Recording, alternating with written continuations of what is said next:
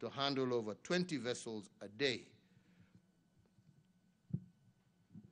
Put differently, if the old terminal handled 300 fuel vessels per year on average, the new terminal has the capacity to handle 7,300 vessels annually. Coupled with the improved transportation system connecting Kenya with its neighbors, the expanded capacity will boost our regional trade as well as remove the cost of demurrage and penalties that the Kenyan consumer has to pay.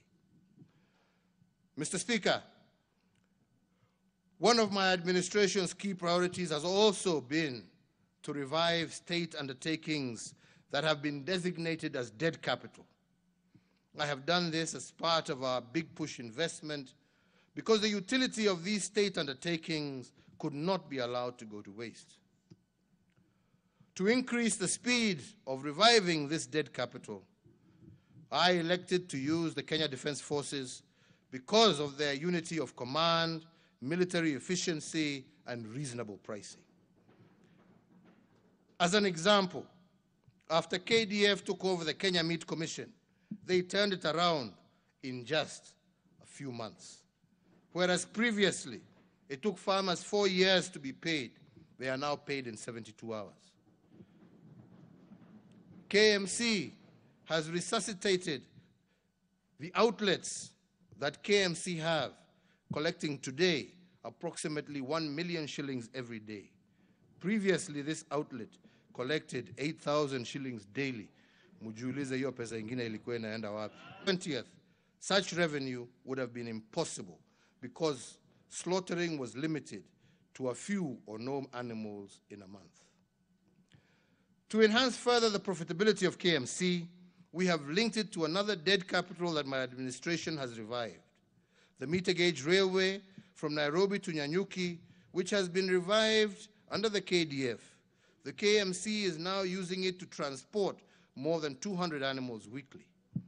Another aspect of the KMC re-engineering supply chain is a relationship with the Wasinyiro South Development Authority. This authority has a tannery and leather factory, which the KMC has been supplying with hides and skins. Although the factory is still not yet complete, it has so far produced about 840,000 square feet of finished leather, partly from KMC supplies. And once complete, it is expected to produce over 1.2 million square feet of finished leather per year. Apart from the revival of KMC, the Nairobi-Nyanyuki Railway, in partnership with the Kenya Railway Corporation and KDF, has revamped the 217-kilometer Nairobi-Kisumu Railway, a railway that had been abandoned for over 2 decades. But today, it now boasts 18 stations, 46 bridges, and 27 viaducts. Together with the revival of the port of Kisumu, revamping the railway line is meant to enhance connectivity with our neighboring countries who depend on Kenya for their transportation of their imports and exports. Another uplifting story of revival of dead capital is our big push investment in the port of Kisumu and the reconditioning of MV Uhuru vessel.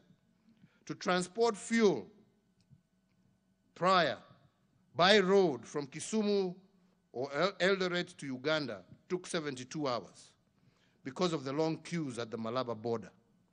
But to transport fuel from the port of Kisumu to Port Bell in Uganda by ship takes only 12 hours. This means that by the time a tanker makes one trip to Uganda by road, MV Uhuru will have made 6. There is the question of volume. One tanker carries 20,000 liters of fuel, but one wagon aboard MV Uhuru carries 60,000, which is 3 times the size of a tanker.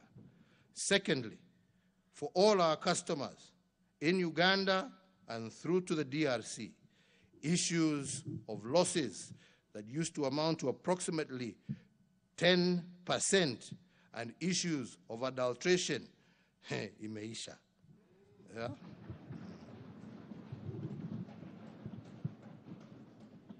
To date, we have transported over 80 million liters of fuel across Lake Victoria to Uganda.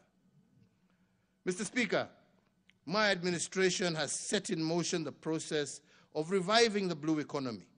A blue economy strategy is set to reclaim all fish landing sites is in place, and we have set up a Coast Guard to secure our maritime assets, and we have come up with a legal framework that will ensure that all fish caught in Kenyan waters are landed in Kenya. It is worth for Parliament to note that in the 1990s, Kenya used to process 5% of the global loin tuna catch. This was produced by a company known as Wananchi Marine Products Limited, based in Liwatoni in Mombasa. When this company, for reasons, collapsed, Kenya's tuna was extracted by other countries and resold in foreign markets. Inability to export our tuna resources has seen Kenya lose a potential revenue of Kenya shillings 3 trillion since 1982, when the exclusive economic zone was set up by the United Nations. And to revive this dead capital, my administration formed the Kenya Fishing Industries Corporation in 2019 to regulate the exploration of Kenya's maritime and fish products.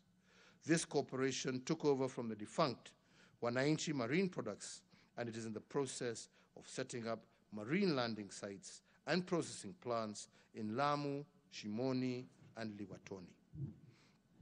Once fully operational, the goal is to land 300,000 metric tons of tuna every year and to employ a workforce of approximately 60,000 people.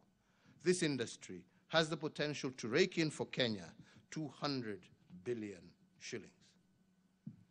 Overall, as we seek to improve our infrastructure, our commitment to sustainable development is uncompromising. It is the solemn duty of present generations to consciously conserve their natural beauty, ecological splendor, and pristine environment that we received from our forefathers and from generations before them. And this to pass on to future generations in as a good state as we can, unbroken as it was given to us, if not in better condition. In this regard, I note with satisfaction that our Greening Kenya campaign continues to gain momentum, and as a result, approximately 71,794 kilometers squared of our homeland is currently constituted of tree cover, representing 12.12%, while 52.279 kilometers squared of our country is under forest cover, which represents 8.83, up from 6% previously. Mr. Speaker,